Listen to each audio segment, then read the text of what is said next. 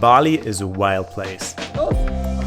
While being in paradise and being able to do amazing trips every day, most digital nomads here actually work super hard. Not only that, I've met 7 and 8-figure entrepreneurs in flip-flops working here from paradise. Stay till the end to see how a pretty amazing day in Bali looks like. My day begins at 7 a.m. 7 a.m. is the time when the rooster cries good morning to me and a new day as a digital nomad starts in Bali. Although that's a bit early for my night owl rhythm, it's without a doubt the best time to hit the gym because it's usually getting quite full around midday. Fortunately, the gym is only 200 meters from my front door. Not only that, Body Factory is the gym with probably the most Instagram models I've ever seen. I feel like I'm in good hands. On top of that, $300 a month is probably the highest price tag I've ever seen for a gym in my life. After a 90-minute push session, I take a shower, and while I go to the co-working space, I get my well-deserved first coffee. Since we're in Bali, this has to be cold brew, of course. I absolutely love cold brew as it helps me to not break my fast while getting immense work focus at the same time. Welcome to BeWork Bali,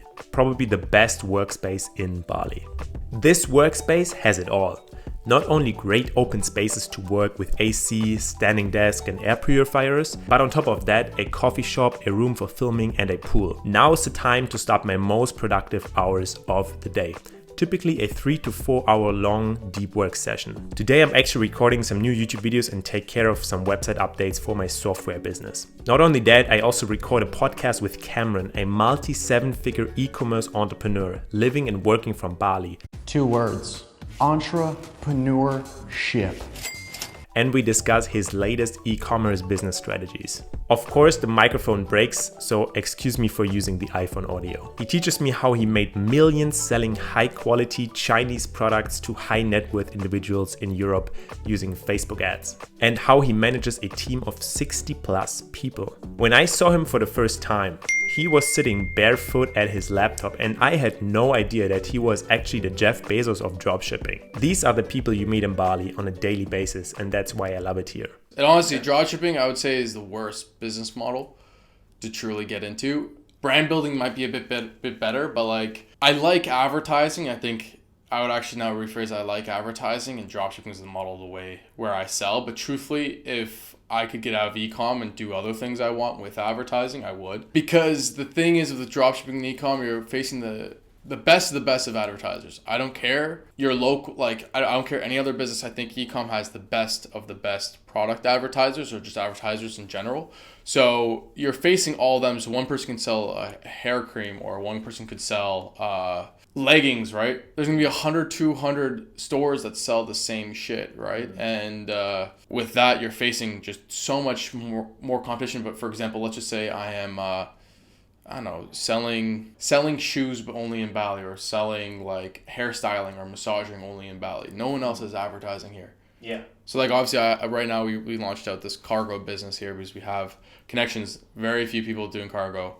Easy. Like I like, it would be the easiest money I've made, and I'd have to be a retard to do this compared to what I have to do with my e-com stuff to make money. Yeah. But you also found a way in e-com. Yes. So it's not all that bad, right? So like the way I go to more untapped countries. So countries where there's more barriers compared to English speaking countries. That means maybe having after stock, or having to do other weird payment processors that you don't know. And the big thing about this is there's gonna be less competition, and your success rate on anything you test, any ads you test, any products you test, is going to be 4 times higher than if you went to English markets. So for example, if you look to acquire a customer in the USA, let's say it's 100% of your total ad spend cost. If you looking to acquire to Europe, selling the same product, might be 50% lower. I really enjoyed this conversation with Cameron. Let me know in the comments if I should be interviewing more entrepreneurs like Cameron to hear how they built their successful 7-figure business.